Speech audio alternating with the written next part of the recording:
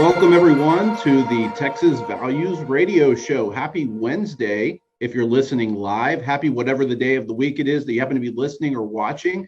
I'm Jonathan Covey, filling in for Jonathan Sines this week. We've got a great show lined up for you with a very special guest and some incredible things going on. But before we get to that, just as a reminder to you, you can catch us every week on this station, KTXW 1120 The Bridge, or you can watch us on demand on Facebook every week on this station.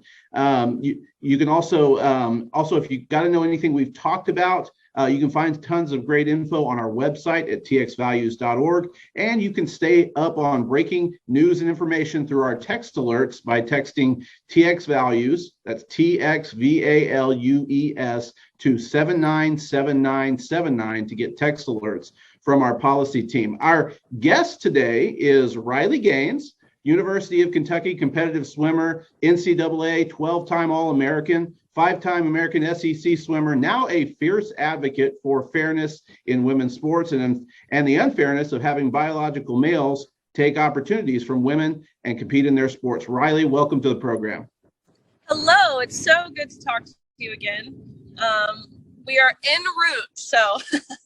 Absolutely. Well, thank you for taking time to join us. I know you have a busy schedule as well. Well, where to start? I mean, if you believe the NCAA, apparently men are the best women. And in the recent past, we've not only had national headlines about a biological male, Leah Thomas, formerly Will Thomas, allowed by the NCAA not only to compete in women's swimming competitions, but also who in many cases annihilated competitors unfairly, and yet you competed and you tied with him. Give us a little bit of background on you and your story.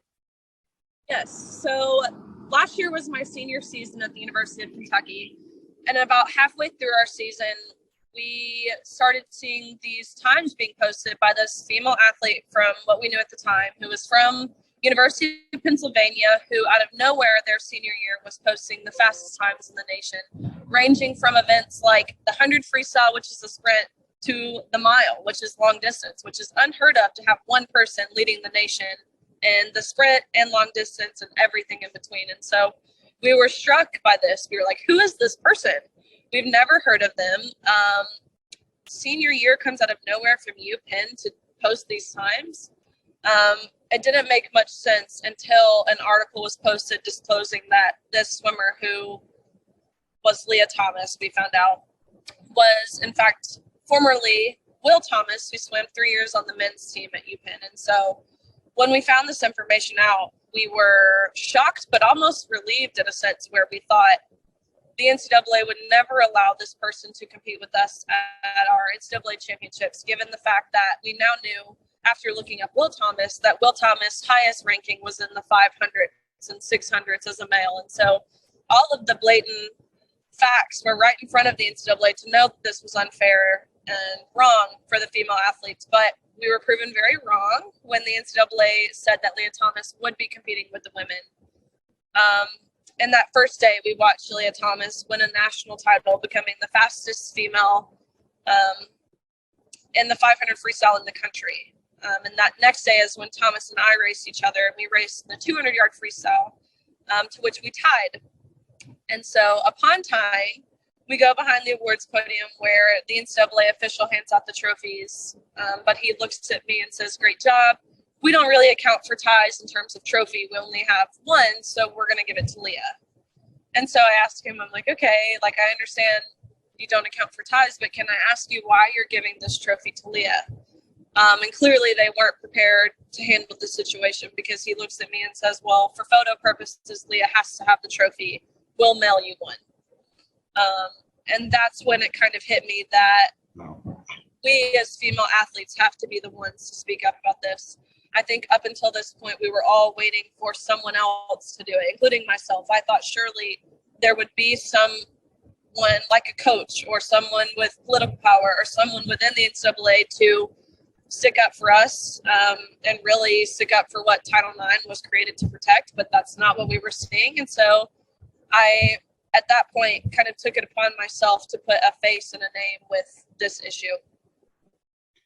Wow, it's incredible. And, you're talking about just how you were inspired to start speaking up on this issue as well. And the NCAA is holding their national convention in San Antonio this week at the Henry B. Gonzalez Center.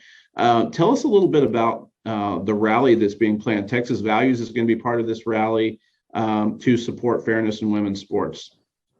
Yes, so we have created a coalition of groups all across the nation who feel that female sports should be kept for just females. And so we've created this coalition who will all be there on the ground in San Antonio. And this is significant because at this NCAA conference is where the NCAA will be announcing their NCAA Woman of the Year, which is the highest honor for collegiate female athletes. It's an award that encompasses your character, of course, your athletic achievements, but also your community service and your academics. So it's something that just really embodies contributing member of society while also being a phenomenal athlete. So it's a huge honor. And I received University of Kentucky's nominee. When I found out, I was just ecstatic because coming from the University of Kentucky, we have Abby Steiner, who's a world champion in track. We had the #1 WNBA draft pick in basketball. So many amazing female athletes. And so when I found out I was their nominee, I was so humbled and just honored. But then the NCAA released a full list of nominees, to which, with no surprise, they've nominated Leah Thomas as Woman of the Year. And this is just so heartbreaking to those girls at UPenn who, across all sports, who have dedicated their whole lives to their sport and to their academics and to their service, to get totally overlooked by someone who hasn't even spent 5% of their life as a female. So I think it will be just great to put our voices out there. No one thus far has really been vocal and protesting the nomination of Leah Thomas for this award. And so I'm stoked to see all the amazing female athletes who are finalists who will potentially win this award, but to even be up against a man is so devaluing and disrespectful and disregarding of what the physical limitations of a female body can do. Now, I want to get back to that because I would like to talk really quickly about some of the differences, but you guys have a petition as well that you'll be presenting, correct? Correct.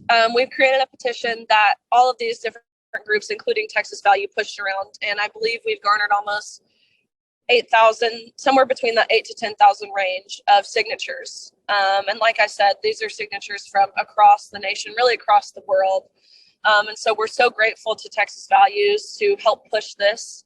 I know that Texas has been foundational across so many different pieces of legislature, and I don't foresee a difference in this issue. So I'm just so grateful for you guys who have helped to push this petition, because this is something that we need the NCAA to see, that majority of the people, while we might not be the loudest, majority of the people are not okay with what's happening and how females aren't having equal opportunities. Well, I mean, 8,000 to 10,000 signatures is incredible, and hopefully this gets some attention. We have just been so honored to be able to help push this petition as well, and get those signatures. And of course, in Texas, last session we passed HB 25, which was protecting fairness in high school and middle school sports. But do you happen to know of kind of some of the things that are going on around the country, if there are other states working on this issue and what's happening in a couple of those?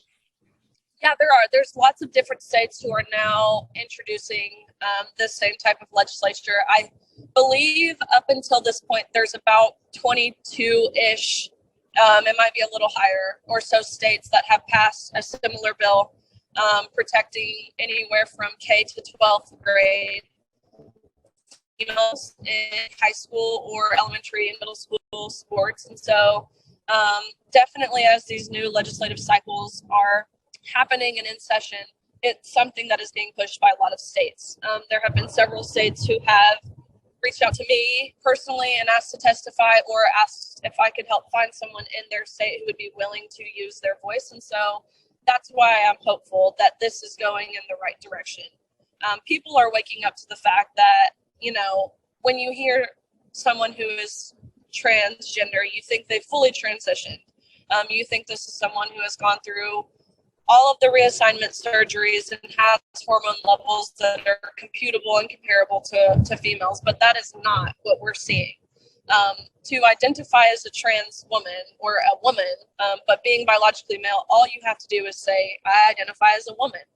The spectrum for transitioning is huge. And so I think people are starting to realize that no matter where you stand on the political spectrum, you don't want your daughter having to expose herself and be exposed to someone with male parts who just says they're a woman. And so I think people are waking up to the fact that this isn't something that's inclusive, and this isn't something that is protecting everyone. This is something that is very much harming females and is actually exclusive. Physiologically speaking, what are some of the differences and some of the advantages that a male might have over a female in some of these sports? Yeah. Well, speaking specifically from swimming, obviously there's height. But then, of course, you have people say, oh, well, there's tall females too. And that's true. But you have things like your lung size and capacity. Those things, even with hormone suppression, will never be changed. Your heart size. And of course, these are things crucial for swimming because you need oxygen to oxygenate your muscles and such. And so even something as silly as men have a 40% larger throat than women. It sounds insignificant, but these are all little things that contribute to success majorly that you might not think about. Not having any sort of breast tissue, that's a huge advantage. So there's lots of little things that add up to make men so much better than women in sports. And that's not to say that women can't accomplish incredible things and aren't strong in their own ways, but the physical limitations that our bodies have in comparison to males is obvious and should be accounted for in terms of our categories. If you're just joining us, we're talking with Riley Gaines, University of Kentucky competitive swimmer, and some critical issues relating to fairness in women's athletics. Just as a reminder, if you do find value in the work that we're doing, consider going to our website at txvalues.org and making a donation there. None of the work we do, including this radio show, would be possible without supporters like you faithfully giving and keeping us going. So just to continue with our stream of thought, Riley, I want to get your thoughts here because, I feel like we've reached a kind of a pivot in this argument made by like trans activists.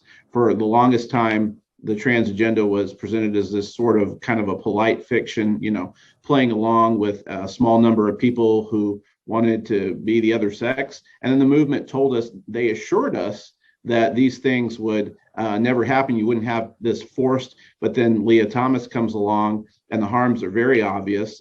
Displacement of female athletes and women having to share locker rooms with men, all on a very national public scale. And the trans movement, instead of showing that there's kind of a limit to their demands, they've essentially pivoted to these things saying that men and women have to compete together. And this is just really, really good. It's a sign of progress.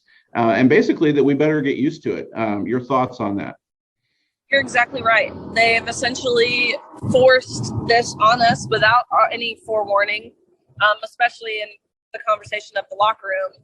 We had no idea at our NCAA championships that we would be in there with a 6'4" male who has male parts, who is actually still active with women. We had no idea that was happening, and we didn't have to provide any sort of consent for that. And so now not only is it happening at an alarming rate, your stance has been made for you in so many cases, especially at the collegiate level.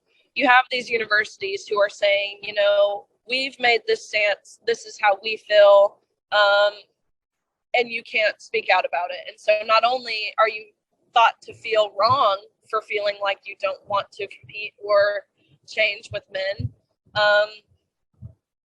you're told you're transphobic, you're told you're a bigot, you're told you don't live a life like Christ, you're told you're hateful, all of these different things for just wanting equal opportunity. And so it's gone to this extreme that has forced so many people to be terrified or emotionally blackmailed or just threatened into not using their voice. And so that's why it's just crucial that we have more people in the position that I was in, meaning present female athletes who are willing to say, this is not something we will withstand. What does Title IX say about all this? Well, the Biden administration has technically rewritten Title IX to where now there's no mention of sex. It is just gender identity, which is bigger than just sports at this point. This is meaning that biological men can take awards in terms of academics from females. They can live in dorm rooms with females and you have no say in it. There's no getting out of it. So they have tried to slyly fly under the radar and rewriting Title IX, which is something that's been in place for 50 years. So they think this is progressive. They think we're moving forward, but really what's happening is they're taking us back 50 plus years to before Title IX. So, we have folks listening to this broadcast all over Texas. What can people who are listening to this, what can they do to help protect this fairness in women's sports? Well, they can first and foremost still sign the petition. We actually have the printed out copy that we will be handing directly to the NCAA already printed, but the more signatures we can garner, the better. That is crucial in letting these people know that this isn't a small majority who are just transphobes that feel this way. Majority of people in this country do not want women's sports to lose all sort of integrity. So that's what can happen. But really just making sure you're following along with breaking stories. The media loves to portray that this whole topic is something that is just kind of a one-off, or it's not really happening, or it's a non-issue. But that is so far from the truth. This is happening at an alarming rate that's just being underreported, or kind of lost because it's not an elite female athlete being affected. But I can promise you, whether it's an elite female athlete or someone who's in 5th grade playing, tennis, it doesn't matter. No female should have to compare themselves to a male. There's so many negative effects that this has, including, I read a study the other day that said 94% of CEOs and large contributors of companies are past female athletes, collegiate female athletes. And so this is something that isn't just affecting your athletic career. If women start losing out on scholarships and opportunities and titles and such, this is something that will affect your lifelong skills that you develop that will help your career. And so this is just something that's a lot bigger than sports. And I don't think people realize that.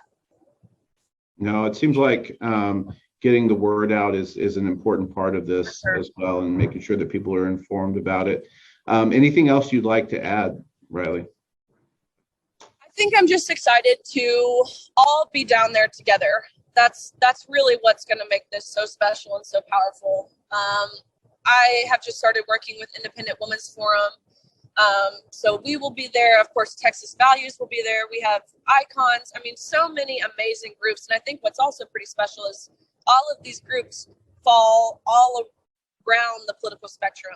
It's not just right-leaning groups or moderate groups. We have some left-leaning groups who are very passionate about this. And so this is something that's bringing people together. And so I think that's really powerful. And I also think it's worth noting that the NCAA has a new president who will be officially inducted in March. And so it's hopeful that we can really make a name and a voice for ourselves for this issue and really catch him on this at the forefront of his presidency. He was a Republican governor in Massachusetts. His name is Charlie Baker. And so I'm truly hopeful that we will get in front of him and we will let our voice be heard. Let everyone who signed the petition voice be heard. We're fighting for more than just ourselves here. And so I'm just stoked to get down there to see you guys and to really fight for this.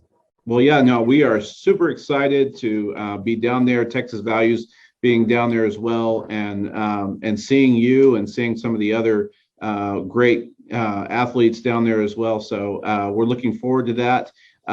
Folks can go and still sign the petition on our website, txvalues.org. As well as, keeping all of this in prayer and keeping folks in prayer for as they stand up for this issue. Riley, thank you so much for joining us. We know you have a lot to do and you've got things going on, so we're going to go ahead and let you go as well. But we appreciate you being a guest on the Texas Values Radio Show. Awesome. Thank you guys so much. I look forward to seeing you. Looking forward to seeing you as well. Thanks so much.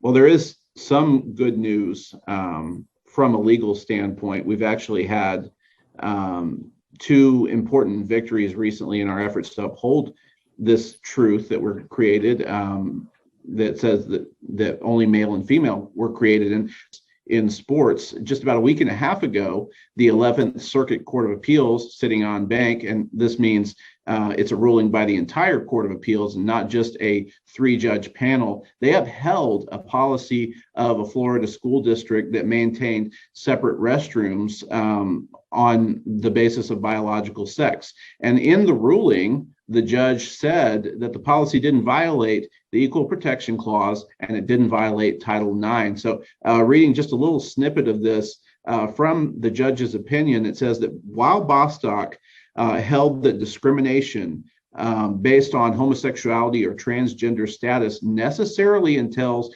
discrimination based on sex, that statement is not in question in this appeal. This appeal centers on the converse of that statement, whether discrimination based on biological sex necessarily entails discrimination based on transgender status. It does not.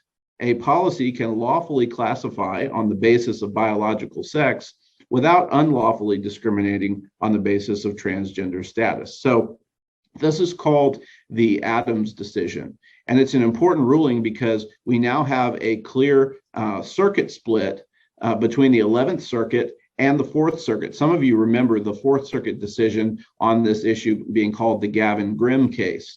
We don't know yet whether the case is going to be appealed to the U.S. Supreme Court, but it does seem likely that the court is going to have to address this issue very soon. We also had a victory just last week out of West Virginia having to do with a challenge to the state's Save Women's Sports Act. The case involved a middle school male who identified as a girl who wanted to compete on the female sports team. The judge in this case had issued a preliminary injunction against the law in 2021, but then in a complete surprise, the judge actually, he's a Clinton appointee, he actually reversed his prior decision. He upheld the West Virginia law and he dismissed the student's challenge. So this was a surprise, but a great victory. And it's great to be able to see that we're having some of these victories in the judiciary so that we see that we're moving forward on this issue, not only in the legislature, but we also have the courts upholding these laws as well. Well, we are coming to the end of our show, but we want to thank our faithful listeners and supporters and say that if you find value in the work that we're doing, you can make a donation by going to our website at txvalues.org. Also, we're looking for interns for our Austin office. So if you know someone who might be interested in interning for our organization, you can email us at info@txvalues.org. Also, we are hiring for a full-time position with our policy team, and you can see that position in the same place. If you think you might be the right candidate to make a difference for faith, family, and freedom, you can go to txvalues.org/opportunities and check out our open positions. Just as a reminder, we're also on 100.7 The Word FM. And as always, if you want any more information about the work that Texas Values does, you can visit our website at txvalues.org and our microsite at texasheartbeatlaw.com. Remember, government belongs to those who show up. And here at Texas Values, we're dedicated to being your voice in government, your boots on the ground for conservative and social issues, and the leading group in Texas for faith, family, and freedom. We want to thank you for joining us, And we'll see you again here next week, right here on the Texas Values Report.